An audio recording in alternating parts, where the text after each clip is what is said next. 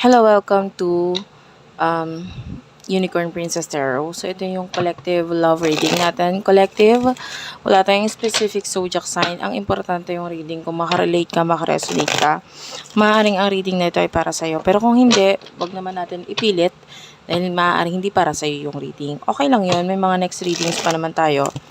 If you want, pwede kang magpa-personal reading, Jing Tarot Reader. I-search mo siya sa Facebook. Siya yung pwedeng magbigay ng personal rating sa'yo. Okay? So, again, this is for collectives.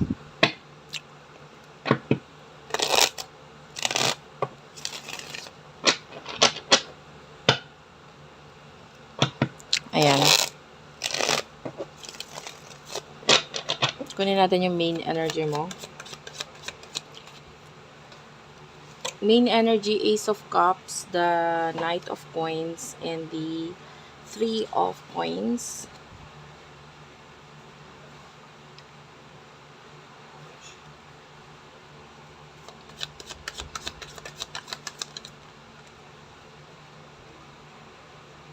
King of Swords, the Four of Swords, and the Sun. Tapos, we do have here the Ten of Swords. Okay, so anyway, bottom of the deck is the Six of Wands. I feel like you really do love this person. Mahal mo tong taong to eh. Gusto mong magkaroon ng something sa inyo na person to, like maybe growth, maybe a new beginning. Itong person na to, sa ngayon, nagkakaroon ng ending sa inyong dalawa, and that maybe wala siyang ginagawang actions regarding doon. Sa totoo lang, okay naman kasi siya, happy siya. Okay, kung nagkakaroon ng ending sa inyong dalawa, tas wala siyang ginagawa, yun ay dahil sa kasalukuyan, masaya naman tong person na ito. King of Swords, this is the energy of your person. Wala siya talagang pinapakitang something na pakialam or what, not even making any messages, not making any movement at all, even messaging you, calling you, emailing you, or whatever. Wala tayong nakikita because okay naman siya, masaya naman siya. Mahal mo yung person mo, and maybe you see this connection as parang ang tagal naman ng connection namin. And then you're focusing on your money, nagfo-focus ka sa money mo. And then, na actually, okay din yun na nagfo-focus ka sa money mo kasi nakakita ko ng victory sa'yo. And the problem lang dito is maybe hindi ka maka-move on and you still want to take risk sa person or sa connection na ito. So, ano ba yung mga nasa isipan ninyo dalawa ng person mo?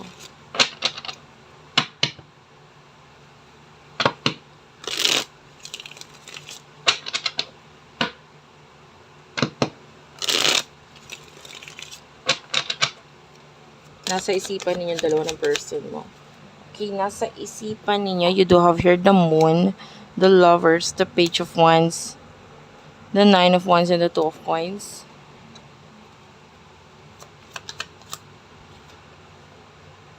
Faith card is here.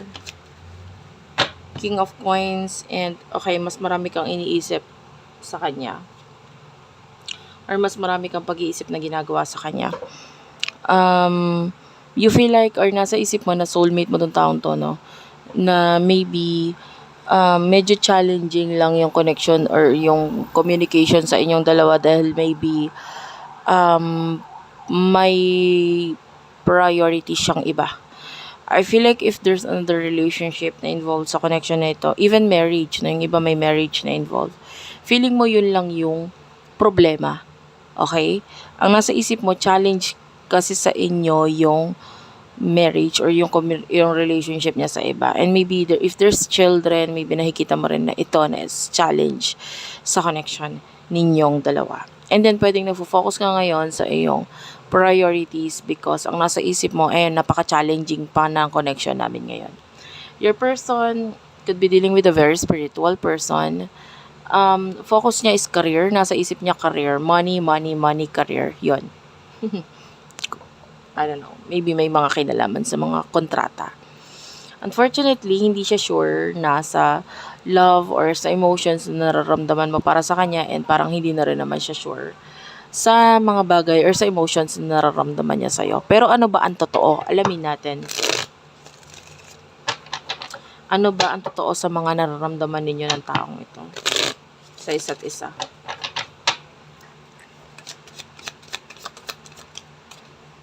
You do have here the Palace of Cups, the Five of Swords, and the Eight of Swords. The Six of Cups, and the Three of Cups is at the bottom of the deck. The Three of Life, the Queen of Swords. Okay, ang totoo na nararamdaman mo for your person, nakikita natin yung sobra-sobrang pagmamahal mo dito with the Palace of Cups.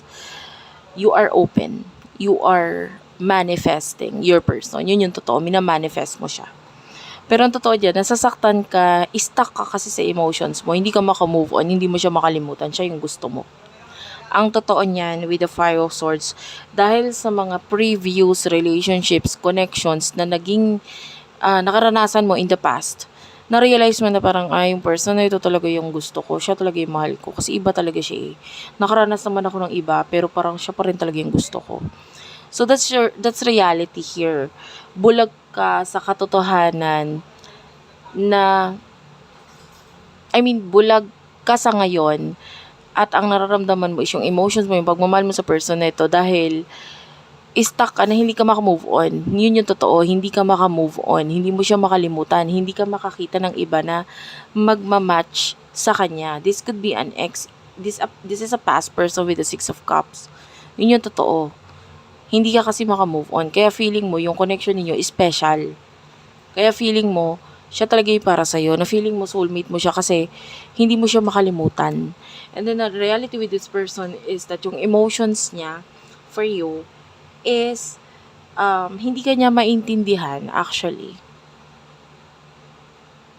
Alam mo yun? Maybe hindi ka naging fully honest sa kanya in the past. So, sa ngayon, ang emotion niya is very cold. Kung meron man siyang naramdaman sa'yo in the past, I feel like that is in the past. Sa ngayon, yung person mo is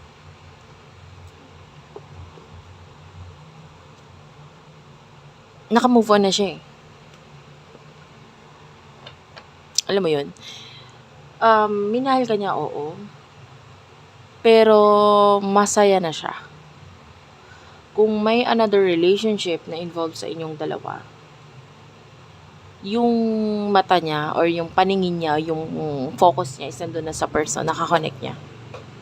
Lalo na kung may marriage. Or, tell me more. Yeah, the Nine of Coins. Lalo na kung both of them or maybe your person is nagiging successful ngayon sa buhay niya. Successful siya, masaya siya sa buhay niya, okay naman yung person niya, successful sila. So, ano pa hanapin niya, diba? Okay na siya. Lalo na ang focus naman talaga niya is pera, pera, pera, pera. So, kung hindi naman nagkakaproblema ang relasyon, ang connection nila na dahil sa pera, masaya na siya. Okay? So, ano yung advice for you ng ating mga spirit guides? Especially if you are this person who really do love seafood, this could be a reading. Especially may mga hard shells na seafood. The Fool is here.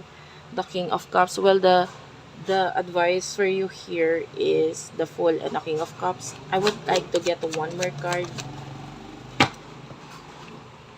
The Devil and the Tower.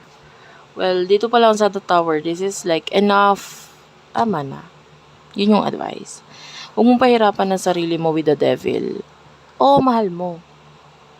Pero, hindi ka nag-take ng risk eh. Pwede kang mag-take ng risk. Yun lang yun. Pwede kang mag-take ng risk. Paanong pag-take ng risk? Pwedeng ikaw yung manguna. Ikaw yung mag-message sa kanya, makipag-communicate sa kanya. Hindi ko nagagaranteya sa'yo na hindi mo magugustuhan yung mga maririnig mo. Pero, yung simpleng masabi mo lahat ng gusto mong sabihin, lahat ng mga questionable or mga sana sa isip mo, na sana sinabi ko ganito, ganyan, ganyan.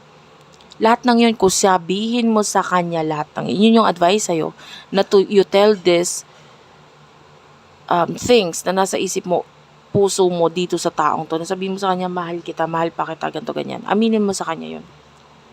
Be honest sa person na ito. Hindi ko sinasabi na para makuha mo siya or what.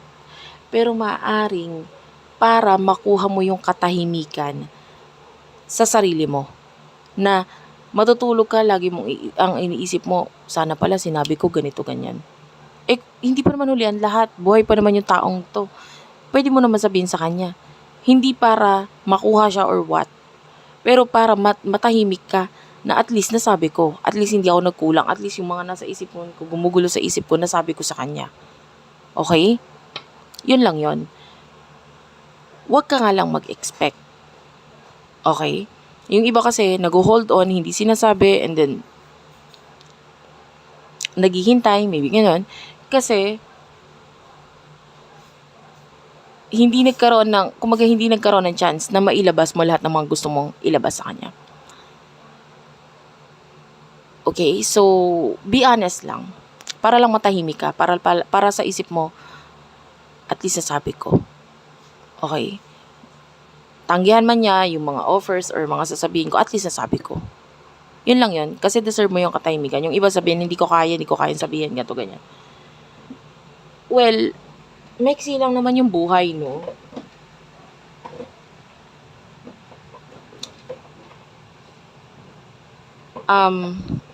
Yun nga, para sa'yo yun para sa katahimikan mo yun Yun yung at least nasabi mo, na makakatulog ka na, yung masakit nandun talaga lalo na kung hindi naman i-accept yung mga sasabihin mo or i-offer mo.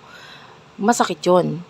Pero, mas madaling maka-move on doon kesa sa lagi kang may tanong sa sarili mo na hindi mo masagot-sagot kasi hindi mo naman ginawa yung mga dapat ginawa mo. Okay? And, yeah, anyway, let's move on and focus on your future. The Empress is here. The Nine of Cups is here. Well, ito ay para doon sa mga you do have the Palace of Wands at the bottom of the deck. Five of Coins, Seven of Cups, the Queen of Cups, and Temperance. Para actually in the future, dalawa lang yung nakikita ko. For those of you na matututunan mong i-accept or sabihin or gawin itong mga advice na ito, possible na in the future, there's success for you. Bakit? Kasi, once na ma-let go mo completely yung person na ito, and because sinabi mo yung mga dapat mong sabihin, nakalimutan mo na siya, and also at the same time, nakapag-focus ka na sa sarili mo, at wala ka na mga questions sa sarili mo, mas makakapag-focus ka na ngayon sa sarili mo. The love na nararamdaman mo for your person is mag-shift or mapapalitan siya ng pagmamahal sa sarili mo. So, on tendency, you will be successful. Money, financially. Oo, pang saglitan, magangailangan ka. Nakakakita rin naman tayo ng medyo tagilid pagdating sa pera.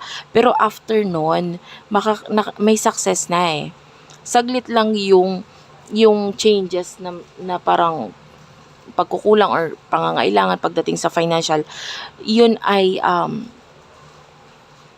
dumadating talaga sa buhay ng tao, pero nakikita ko pa rin na magiging mas stable ka kasi alam mo na yung mga dapat mong gawin. Hindi na nahahati utak mo, hindi ka na nagiging parang ganito, ganyan, kung ano iniisip, etc.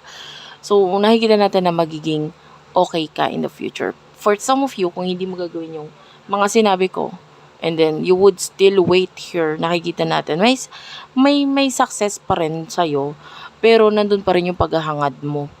At saka lagi mong mararamdaman yung feeling na may kulang sa'yo. 'Di ba? Now, I can still see you waiting though. Nakikita pa rin natin ikaw na naghihintay. So, ikaw lang ang mag-aalis sa sarili mo sa bagay na nagpapahirap or nagpapagulo sa isipan mo. Kailangan mo tanggapin, kailangan mong harapin, sabihin mo, tanggalin mo yung takot mo, etc. At least nasabi mo kasi deserve mo katahimikan Okay, so thank you for watching. I love you all and bye-bye.